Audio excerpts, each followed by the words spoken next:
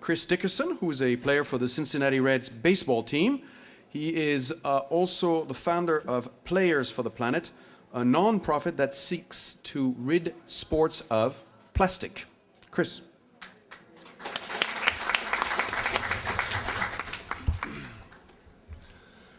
Well, I just want to thank Jane for just putting this together months ago. I couldn't tell you how excited I was to be a part of this, and I'm so excited to be in this great company with the athletes that are on board here. And next, one of my buddies, Natalie, who is one of the first people that I started talking to once I put this organization together. And much like Natalie, my story comes from growing up in California, where I was a beach kid, but beyond that, growing up in LA, where there's constantly some environmental crisis going on, like she said, whether it's worrying about the power or a drought and not having enough water, to the destruction of the coastline, Malibu and Hermosa Beach, from all the development and the toxic stuff that runs off. And I can't tell you how many times friends of mine in high school would get sick from some type of bacteria that was in the water that was generated from all the building going on. And too many times that I show up to, basketball practice or baseball practice, soccer practice, and having kids missing because of asthma, because of the high smog alert.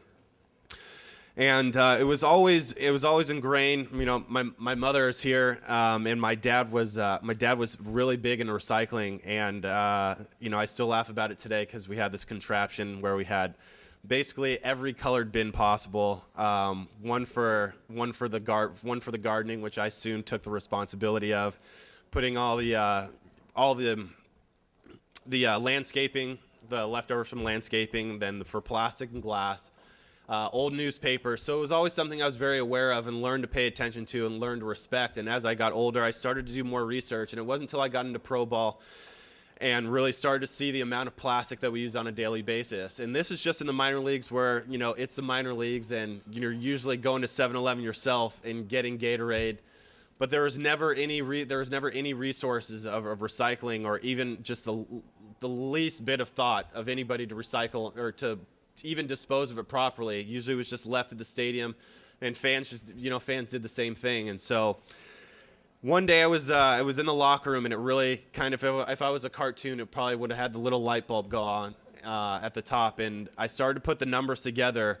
And of course at the higher levels, sponsors, things become more, greater quantities of stuff at the higher level. So in AAA, we have full bars, full refrigerators of Aquafina and Coke, every product possible. And I started to sit down one day, and I saw the numbers, and I started put them together, and I think 40 people in the locker room, they go through 6 bottles a day. That's 240 bottles a day. And multiply that by 7 days a week, multiply that by 6 months, and then you look, there's 120 minor league teams and 30 major league teams, and you put the numbers together, and the number of plastic bottles that you go through are truly staggering. And there's no sense of responsibility as far as recycling them. And I think that's where I really wanted to step in, as always being one that was aware of what was going on around me in my environment, that I wanted to create and generate a sense of responsibility, not just as an athlete, but sports fans, the millions of sports fans that come to support us. And this based on, I believe that Major League Baseball is one of the most wasteful professional sports, as it's the longest sport, and it goes on every day.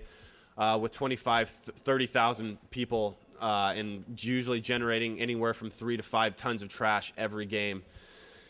And where it goes, I don't know, but that's why I'm here. That's why Natalie and I, when we talk, we feel it's not only is it a great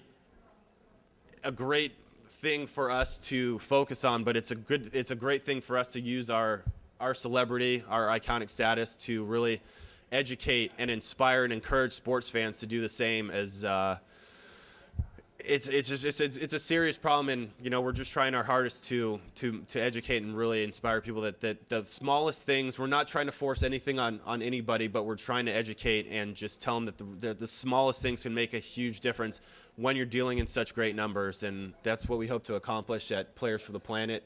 And I'm just really excited to have the athletes that we do on board, and Natalie's athletes. And the millions of female fans that look up to her athletes, and I'm just really proud to be up here and be a part of this. So thank you very much.